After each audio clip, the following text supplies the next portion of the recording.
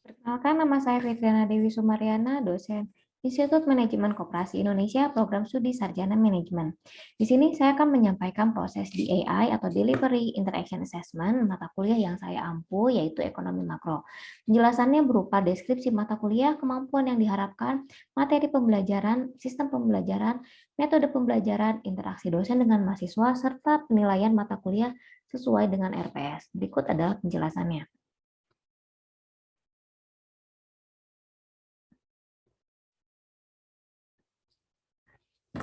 Deskripsi mata kuliah dari ekonomi makro yaitu membahas tentang konsep dasar ekonomi makro dan analisis ekonomi makro baik secara grafis maupun perhitungan matematis.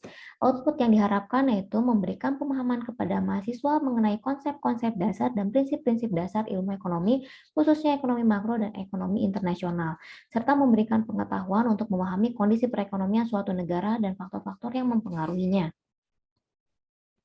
Capaian pembelajaran terbagi menjadi knowledge, skill, dan juga attitude yang bisa dibaca di bagian berikut ini. Pendekatan pembelajaran dari mata kuliah ini menggunakan metode ceramah, tanya jawab, diskusi, pemberian tugas, simulasi, serta brainstorming. Tugas terdiri dari makalah, laporan, penyajian, serta diskusi. Media yang digunakan yaitu infocus, laptop, dan juga whiteboard.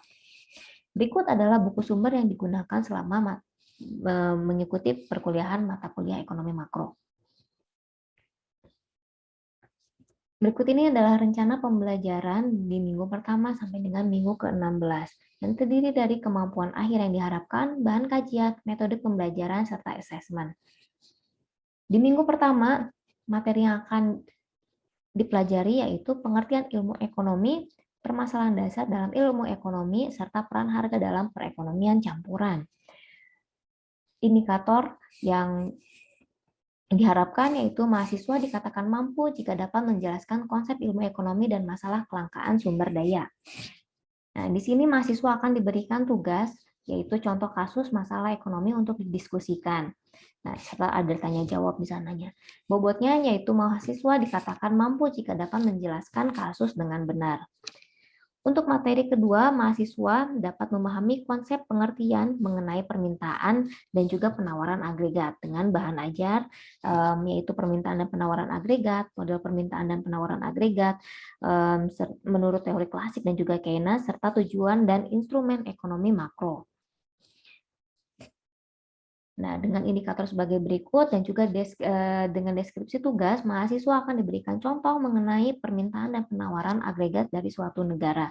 Jadi bobotnya di sini mahasiswa dikatakan mampu jika dapat menjelaskan kasus dengan benar sebanyak 80%. Nah, di minggu ketiga, materi yang akan dipelajari yaitu mahasiswa mampu mengukur output nasional, yaitu dengan bahan ajar tolak ukur prestasi ekonomi, JNP real versus JNP nominal, dan juga dua ukuran. Nah, dengan indikator, mahasiswa mampu menjelaskan konsep JNP, NNP, PI, dan juga DI, serta menyelesaikan kasus perhitungan-perhitungannya. Dan juga mahasiswa diberikan latihan soal perhitungan JNP, NNP, PI, dan juga DI.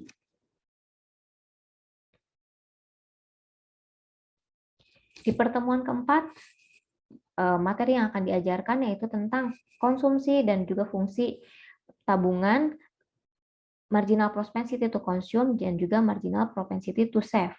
Nah, di sini indikator yang akan digunakan yaitu mahasiswa mampu menjelaskan konsep konsumsi dan juga tabungan, mahasiswa mampu menggambarkan kurva konsumsi kurva tabungan, dan juga mahasiswa mampu menghitung MPC dan juga MPS. Di pertemuan ini juga mahasiswa akan diberikan latihan soal mengenai perhitungan MPC dan juga MPS. Kemudian di pertemuan kelima, di sini kemampuan akhir yang diharapkan yaitu mahasiswa dapat menjelaskan dan juga menggambarkan teori penetapan output menurut aliran klasik dan juga Keynes. Dengan kajian penetapan output menurut aliran klasik, penetapan output model Keynes, penetapan output berdasarkan konsumsi dan investasi, serta angka pengganda. Nah, di pertemuan ini juga mahasiswa akan diberikan tugas sama di kelas, yaitu dengan memberikan latihan soal, angka pengganda, dan juga contoh kasus dari dampak pengganda ini terhadap perekonomian. Selanjutnya, untuk di pertemuan ke-6 ini, mahasiswa dapat menjelaskan tujuan dan juga instrumen dalam ekonomi makro dan juga teori serta prakteknya. Nah, bahan kajiannya yaitu tujuan dari ekonomi makro meliputi output, kesempatan kerja, stabilitas harga dalam pasar bebas, perdagangan luar negeri, serta instrumen ekonomi makro yaitu kebijakan fiskal, moneter, kebijakan pendapatan, dan juga perekonomian luar negeri. Nah, di pertemuan kali ini juga mahasiswa akan diberikan tugas membaca dan merangkum kasus ekonomi makro dan kebijakan ekonomi makro dalam prakteknya di media massa. Nah, kemudian di pertemuan ke-7, di sini mahasiswa mampu menjelaskan kebijakan dalam kebijakan ekonomi. Nah, kebijakan-kebijakannya yaitu kebijakan dari fiskal dan juga kebijakan moneter. Di pertemuan ini juga mahasiswa akan diberikan tugas dengan mencari di media tentang kebijakan fiskal dalam praktek dan analisis efektivitasnya. Nah, di pertemuan ke-8 akan dilakukan evaluasi tengah semester. Kemudian di pertemuan ke-9, materi yang akan diajarkan yaitu pengertian pengangguran, dampak pengangguran, pengukuran, tingkat pengangguran, analisis ekonomi tentang pengangguran, dan juga bentuk-bentuk pengangguran. Di pertemuan ini juga interaksi mahasiswa dosen yaitu melalui diskusi, serta juga pemberian tugas dengan membaca kasus PHK di media sosial, dan memberikan analisis berdasarkan konsep pengangguran, permintaan, dan penawaran tenaga kerja. Nah, di pertemuan 10, mahasiswa mampu menjelaskan konsep inflasi dan juga analisis ekonomi terhadap inflasi. Nah, bahan kajiannya berupa pengertian inflasi, perhitungan inflasi, jenis-jenis inflasi, analisis ekonomi terhadap inflasi. Nah, di pertemuan ini juga tugas mahasiswa yaitu dengan memberikan latihan soal, menghitung inflasi, dan juga analisis ekonomi terhadap inflasi. Di pertemuan 11, mahasiswa dapat menjelaskan konsep uang dan sistem perbankan komersial. Nah, di sini indikatornya itu mahasiswa mampu menjelaskan konsep M1 dan M2, mahasiswa mampu menjelaskan peran perbankan dalam peredaran uang. Nah, untuk tugas diskusi yang akan diberikan dalam pertemuan ke-11 ini yaitu contoh kasus peran perbankan dalam peredaran uang. Kemudian di pertemuan ke-12, bahan kajian yang akan diajarkan yaitu peran bank sentral serta kebijakan moneter. Nah, di sini kriteria dan bentuk penilaiannya yaitu mahasiswa dikatakan mampu jika dapat menjelaskan peran bank sentral dalam kebijakan moneter. Diskusi yang akan diberikan dalam pertemuan ini yaitu dengan memberikan contoh kasus peran pemerintah dalam kebijakan moneter. Di pertemuan ke-13, nah di sini juga mahasiswa dapat menjelaskan pengertian monetarisme dan permintaan akan uang. Dengan bahan ajar fungsi uang, permintaan akan uang, pengaruh uang terhadap output, dan juga perputaran uang.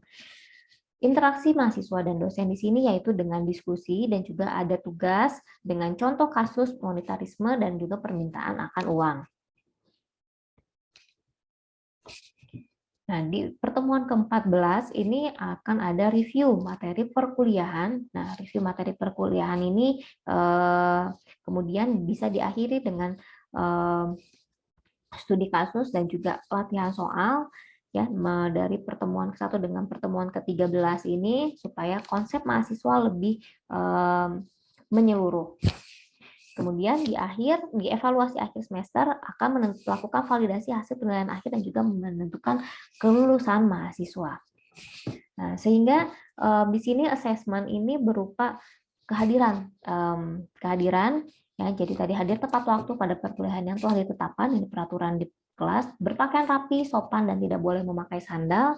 Presentasi untuk absen yaitu absensi adalah minimal 80%, serta wajib berlaku baik, sopan kepada dosen maupun sesama mahasiswa sesuai dengan norma adat kampus dan bangsa Indonesia.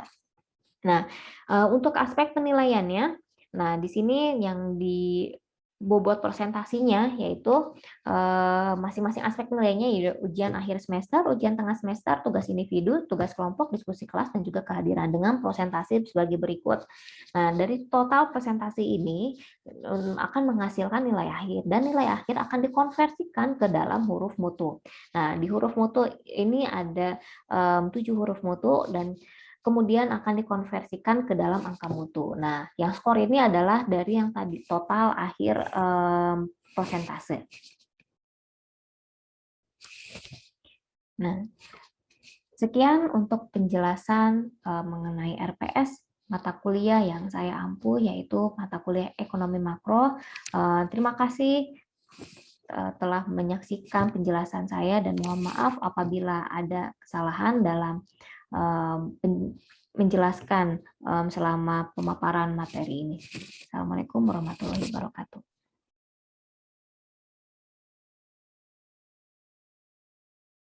Selamat pagi menjelang siang, teman-teman semua. Kita ketemu lagi di semester 3 ya, untuk mata kuliah makroekonomi. Nah, jadi otomatis kalian masih pada ingat saya ya. Oke. Kita perkenalan lagi ya, biar nanti lebih hafal. Nah, ini untuk dan kebetulan juga untuk semester ini saya mengajar di akuntansi untuk kelas A. Nah, ini untuk profil saya, ini kontak. Yang pertama yang penting untuk kontak, email. Ini karena nanti kan untuk tugas, kalau misalnya ada pertanyaan kuliah bisa di bawah kontak yang ada di bawah dengan. Oke, jadi kelas makroekonomi, tujuan dari perkuliahan ini adalah untuk memahami prinsip-prinsip ilmu ekonomi yang makro sebagai dasar untuk memperoleh pengertian lebih baik yang ketiga dalam kehidupan ekonomi nasional. Ini tujuan nanti mengikuti mata kuliah makroekonomi.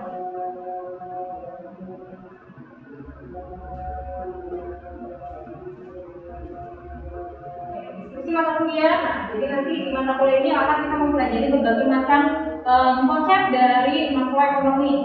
Di antaranya pendapatan nasional, ada konsumsi, ada tabungan, investasi, analisis, penentuan pendapatan, pendapatan jangka timbangan, pendapatan internasional, uang dan bank, pembangunan, pertumbuhan ekonomi serta perencanaan ekonomi.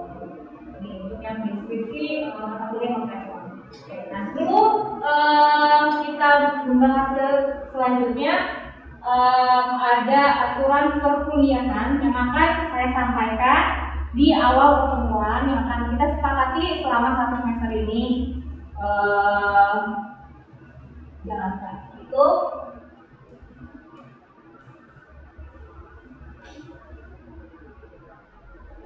Ketentuan dalam perkuliahan.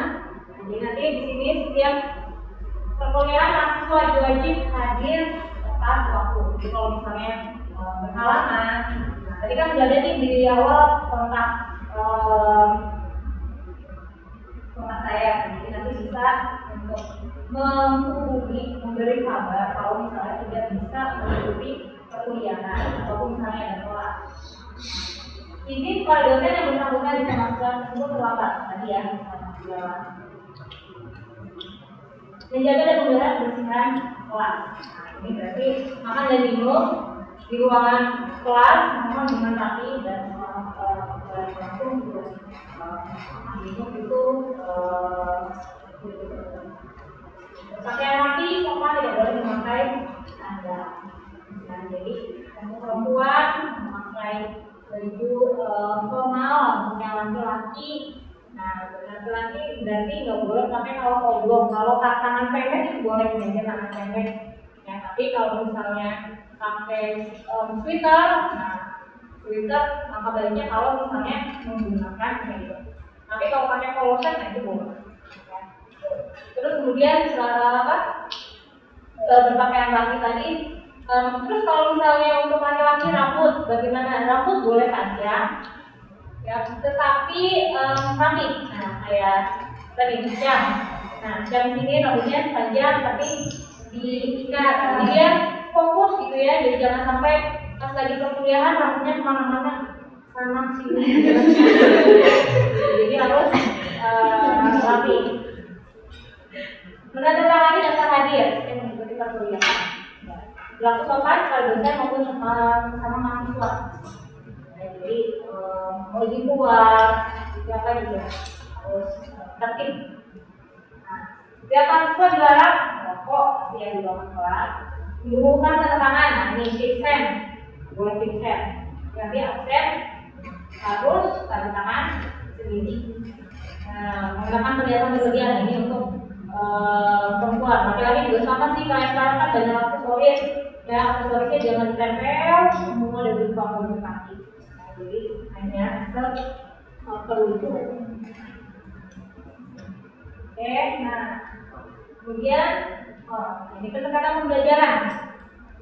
Ya, yang akan kita gunakan metodenya nanti ada ceramah, tanya jawab, diskusi bagian tugas.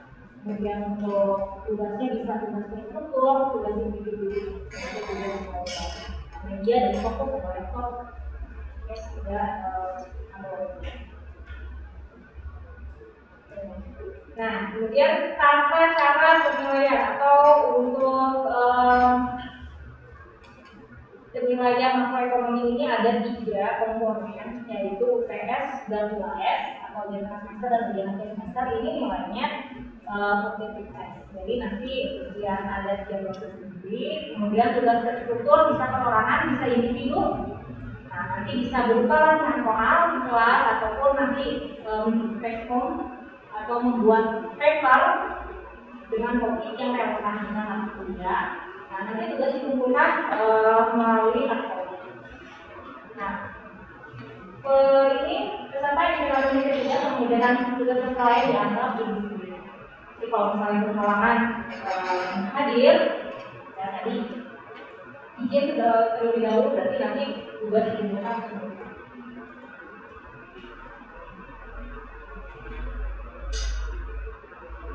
Ini untuk bobot, kemudian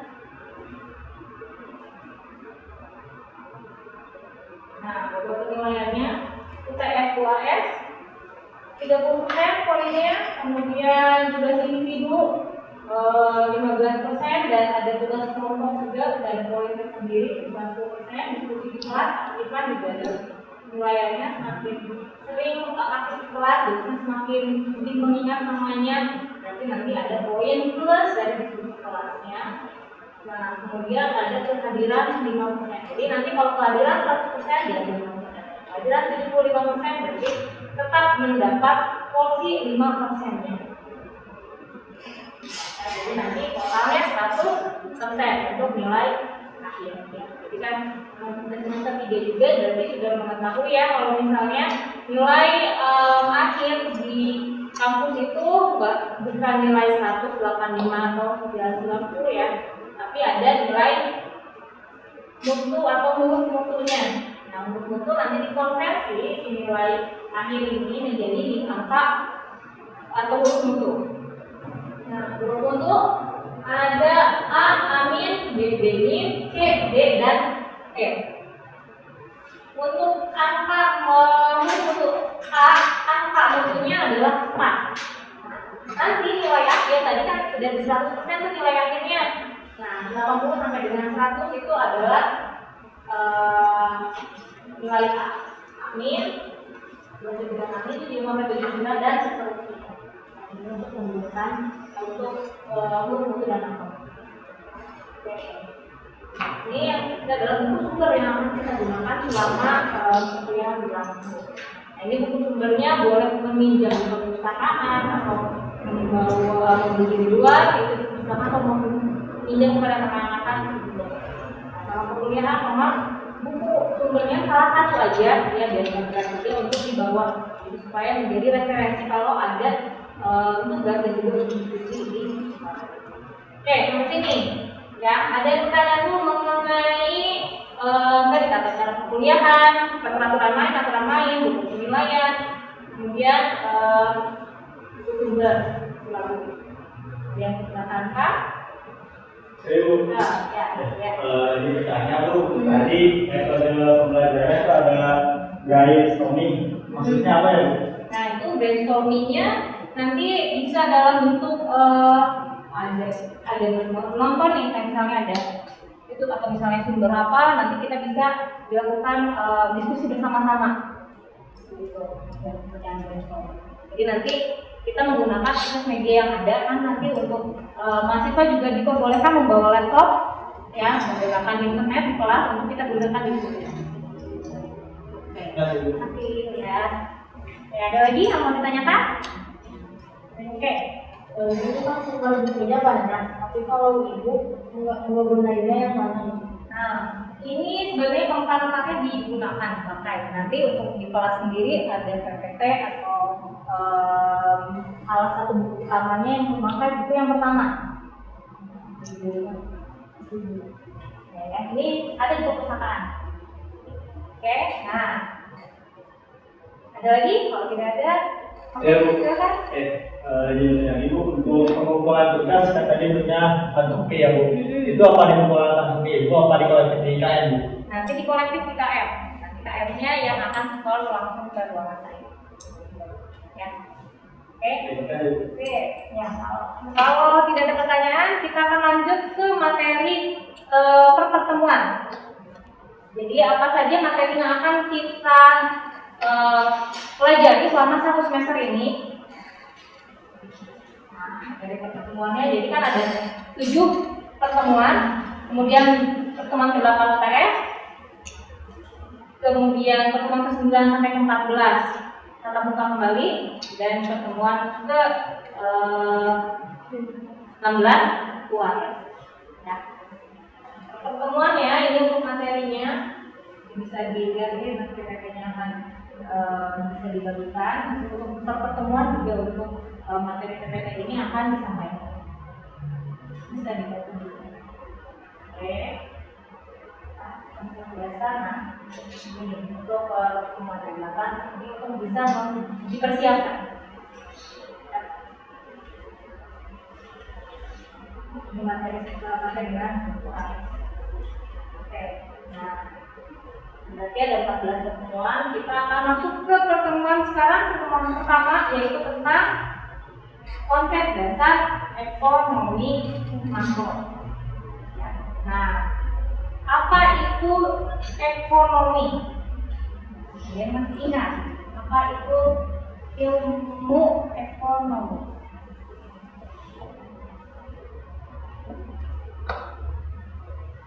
Bisa menjawab? Ekonomi adalah kegiatan apa dari ekonomi? Dari ekonomi. Dari ekonomi merupakan, ya, bisa menjawab? Dijawab Bu. Ya, ilmu ekonomi yang saya tahu yaitu ilmu sosial yang mempelajari perilaku manusia dalam mengelola sumber daya terbatas atau sumber daya yang ada. Ini merupakan kegiatan dari manusia dalam mengelola sumber daya dalam memenuhi itu. Oke, terima kasih Pak Delia. Oke, silakan Mbak Delia. Jadi dalam ekonomi ini, ya, dan ilmu ekonomi ini terbagi menjadi dua kelompok. Yang pertama adalah teori ekonomi mikro dan yang kedua adalah teori ekonomi makro. Maka tadi kegiatan ekonomi ini kan dalam pengelolaan sumber daya untuk memenuhi kebutuhan manusia. Nah, sekarang ekonomi mikro itu lebih mempelajari atau berhubungan dengan bagaimana rumah tangga atau pelaku usaha, pelaku ekonomi membuat keputusan dan cara mereka berinteraksi dengan masyarakat. Ya. Jadi pelaku ekonomi tadi membuat keputusannya dalam memenuhi kebutuhan. Jadi mikroekonomi menitik beratkan analisis untuk mewujudkan efisiensi dalam penggunaan sumber daya atau resource. Jadi nanti akan nanti yang akan dicapai oleh pelaku ekonomi dalam memanfaatkan atau dalam menggunakan resource tadi. Nah, ini untuk mencapai kepuasan yang maksimum. Jadi kalau tujuan dari ekonomi mikro ini tiap pelaku ekonomi itu mengefisiensikan sumber daya untuk memaksimumkan atau mencapai kepuasan yang maksimum. Nah, kalau di ekonomi makro ini akan kita bahas lebih luas lagi. Jadi tadi pelaku ekonomi ini menentukan tingkat kegiatan dalam perekonomian. Jadi ada permintaan dan ada penawaran. Jadi kan tadi pelaku saling berinteraksi. Jadi ada dua sisi, yaitu sisi permintaan dan sisi penawaran. Nah, sisi permintaan dan penawaran ini akan berinteraksi. Kemudian nanti masalah utama yang selalu dihadapi setiap perekonomian dan peranan kebijakan serta ada campur tangan pemerintah. Jadi tadi untuk kegiatan ekonominya adalah permintaan dan penawaran perekonomian secara agregat. Kemudian ada campur tangan pemerintah dalam mengatasi masalah perekonomian. Nah ini, kalau kita langsungkan siklus kegiatan ekonomi. Jadi siklus kegiatan ekonomi ini ada pelaku ekonomi. Jadi pelaku ekonomi itu ada berapa definisinya? Pelaku ekonomi.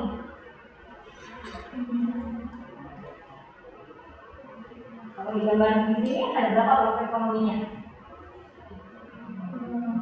Tidak lagi ada tiga. Kalau di gambar di sini ada tiga. Ada rumah tangga konsumsi, ada pemerintah dan rumah tangga produksi. Nah, sebenarnya untuk perekonomian terbuka satu lagi ada yang disebut dengan,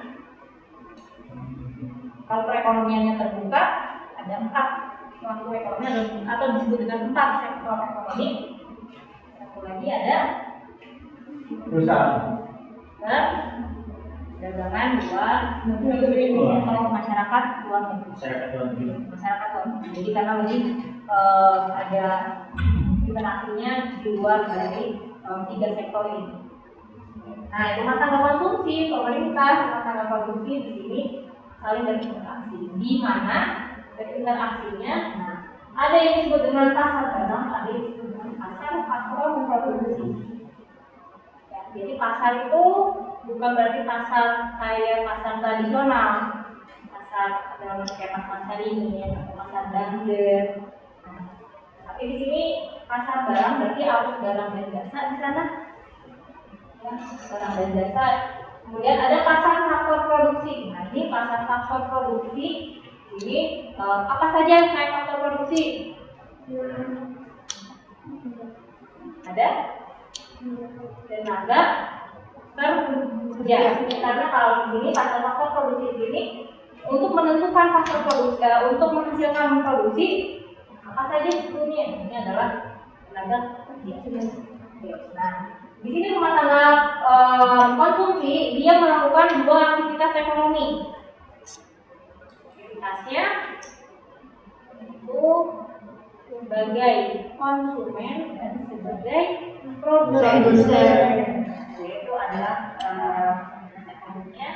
Nah, di sini rumah tangga konsumsi, kalau misalnya rumah tangga konsumsi ini dia sebagai konsumen, berarti akan ada pengeluaran konsumsi ke pasar barang dan jasa, membeli barang di pasar dan jasa. Nah, berarti di sini dia konsumsi, di sini pasar barang dan jasa memberikan barang dan jasanya ke rumah tangga konsumsi. Nah, kemudian kalau rumah tangga konsumsi ini dia sebagai produsen, yang masyarakat nih, kalian nih jadi menjadi produsen. Kalau nanti setelah lulus menjadi tenaga kerja, itu yang akan kalian tawarkan di pasar faktor produksi. Dan jadi pasar faktor produksi itu adalah tenaga kerja. Kan karena tiap masyarakat di sini kalau dia sebagai produsen berarti dia mengeluarkan tenaganya di pasar faktor produksi sebagai tenaga kerja. Ini di pasar faktor produksi akan mendapatkan upah atau pendapatan. Jadi pengeluaran konsumsi di sini bentuknya uang, barang jasa, barang jasanya ke faktor produksi dari nanti tenaga kerja, pendapatan, uang. Kemudian ada rumah tangga produksi. Rumah tangga produksi juga sama, dia sebagai produsen dan sebagai konsumen. Kalau sebagai produsen, dia kan menghasilkan barang dan jasa ke pasar barang dan jasa, dan akan mendapatkan penerimaan atau pendapatan atau keuntungan dari pasar barang dan jasa.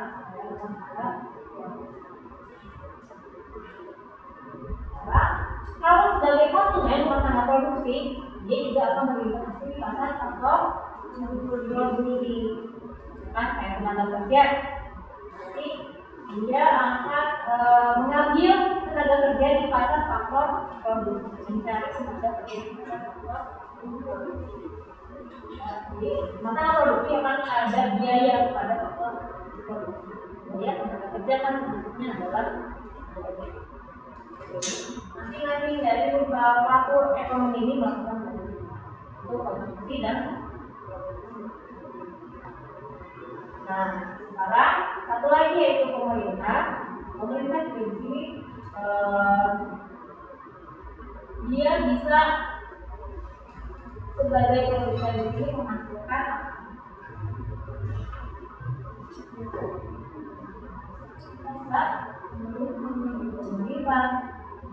pemerintahnya apa sih biasa pemerintah itu? Kalian yang tahu apa itu pemerintah? Ya, pajak kan karena sudah menetapkan fasilitas umum dari pemerintah. Yang rumah tangga konsumsi juga sama. Rumah tangga konsumsi di sini juga ada jasa tenaga kerja di sini, kemudian ada bayar pajak juga. Nah, nanti pemerintah juga akan membayar menarik untuk produksi dan jasa adanya jasa pemerintah juga kepada rumah tangga konsumsi. Ini kan tadi adanya penyediaan fasilitas. Oke. Nah, dari sini nih ya, lagi nanti yang pasar luar negeri. Nanti ada transaksi ekspor. Oke, ini yang siklus ekonomi yang akan kita nanti berarti dari sini itu harus ada keseimbangan. Kenapa mesti seimbang tadi? Karena untuk tadi ada yang masuk, ada yang keluar, pendapatan, pengeluaran, konsumsi, produksi. Nah, dalam kegiatan ekonomi di sini harus seimbang. Kalau tidak seimbang akan menimbulkan berbagai macam masalah. Nah, disinilah masalah ekonomi makro muncul karena tidak bentuknya ada ketidakseimbangan. Oke. Nah, sebelum kita lanjut ke pembahasan selanjutnya, gimana kalau kita melakukan diskusi kelompok ya. Jadi kita akan mencari apa sih sekarang ini kondisi perekonomian di Indonesia. Ya, perekonomian di Indonesia itu seperti apa, kemudian kondisinya. Ya, jadi kalau kalian lihat berita, kita akan bikin kelompok. Tapi sebelum diskusi kelompok, kayaknya lagi pada mulai kriip-kriip matanya. Karena kriip-kriip ngantuk mulai memulai mungkin ya. Oke, ya kita ada rating dulu. Oke, siapa kita ya? Siap-siap pimpin ya, depan ya. Untuk rating teman-temannya supaya sudah benar. Ya, oke, semuanya berdiri.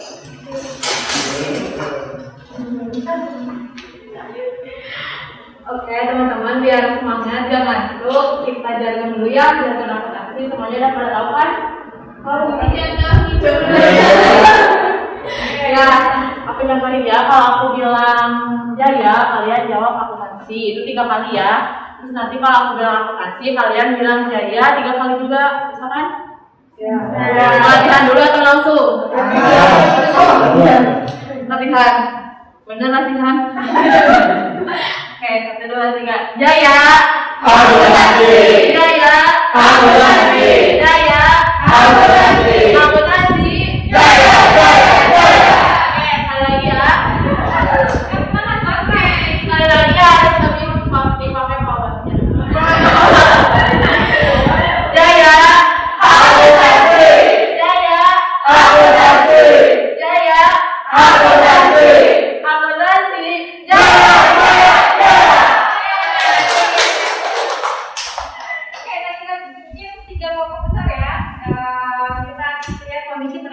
Indonesia saat ini seperti apa sih kalau kita lihat dalam sudut ekonomi makro?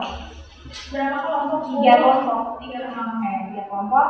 Di sini, nah di sini. Oke, mulai. Diputar aja. Saya ngomong ini.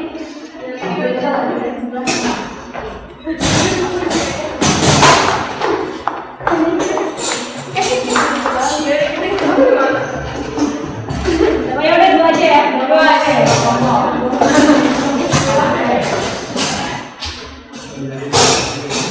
Boleh pakai waktu, boleh untuk referensinya. Dari kondisi ekonomi makro Indonesia saat ini. Begitu biasanya akan muncul apa sih jargon dari ekonomi makro?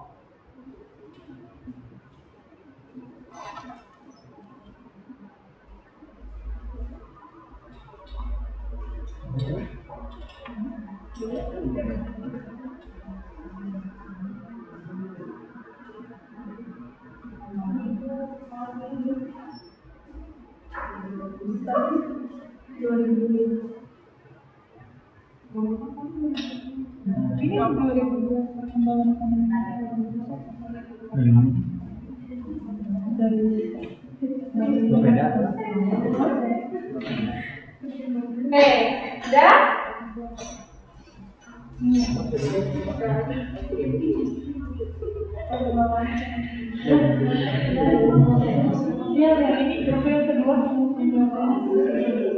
Kelompok mana yang sudah mendapatkan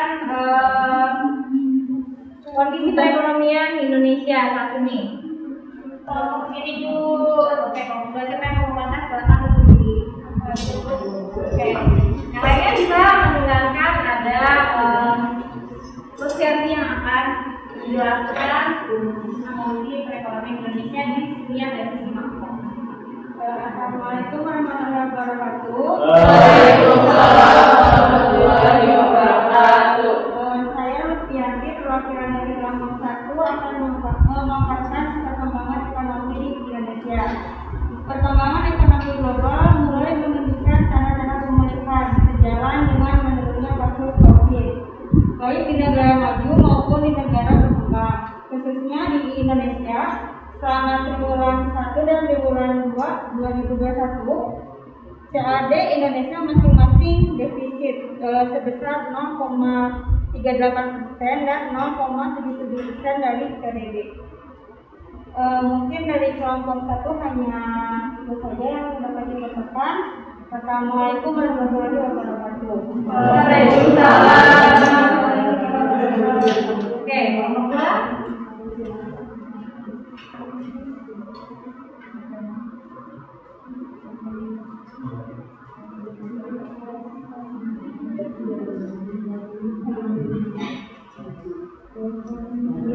Jadi kelompok 2 silakan. Saya silakan dari ya. Jadi izin menjelaskan ya, kondisi perekonomian global pada triwulan 3 tahun 2021 membaik, namun belum merata sejalan dengan perkembangan kasus COVID-19 di masing-masing negara. Perekonomian Amerika Serikat terkontraksi 2,9%, Korea Selatan terkontraksi 1,3%, Jepang 5,8%, Tiongkok telah kembali tumbuh besar sebesar 4,9%. Meskipun masih lebih rendah dari tingkat sebelum pandemi, harga komoditas internasional juga membaik dibandingkan triwulan sebelumnya walaupun masih rendah. Harga komoditas pertanian pada triwulan 3 tahun 2020 bahkan lebih tinggi dibandingkan periode yang sama tahun 2019. Oke, terima kasih. Kita nomor 2. Nah, jadi tadi diskusi tadi mengenai kondisi perekonomian Indonesia dan juga ada kondisi perekonomian dunia, di sana ada yang disebut dengan pertumbuhan ekonomi. Nah, apa itu pertumbuhan ekonomi? Ya, mengapa perlu adanya pertumbuhan ekonomi? Jadi tadi adanya kontraksi, kemudian harapan tumbuh, ya. Nah, jadi pertumbuhan ekonomi itu adalah persentase kenaikan hasil akhir barang dan jasa pada nilai tertentu dan waktu tertentu. Itu adalah pertumbuhan ekonomi. Jadi makanya untuk indikator pertumbuhan ekonomi makro ini yang menjadi tolak ukur maka suatu perekonomian itu dikatakan membaik ataukah memburuk. Pertumbuhan ekonomi itu indikator makronya adalah PDB. Itu domestik. Oke, nah untuk pertemuan hari ini saya cukupkan ya. Jadi tadi kita sedang membahas tentang siklus perekonomian, ya, siklus perekonomian, kemudian titik dari masalah yang bermanfaat apa, kemudian indikator. Salah satu indikator dari ekonomi makro adalah pertumbuhan ekonomi. Oke, nah kemudian ini untuk tugas di minggu depan, teman di minggu depan. Nanti cari kasus yang menggambarkan salah satu dari tujuan ekonomi makro. Saya itu nanti berita atau jurnal yang berkaitan dengan tujuan dari ekonomi makro. Kelompok yang nanti akan dipresentasikan. Oke? Ada pertanyaan dulu? Mungkin ini poinnya seperti ya. Saya terkait materinya, oke, silakan ya. Mengenai tugas itu untuk kelompoknya masih sama gini atau gimana? Oke, bisa sama? Ya, oke, karena waktunya sudah menunjukkan pukul 12.15 sudah akhir dari perkuliahan. Oke, sampai ketemu minggu depan. Assalamualaikum warahmatullahi wabarakatuh. Waalaikumsalam.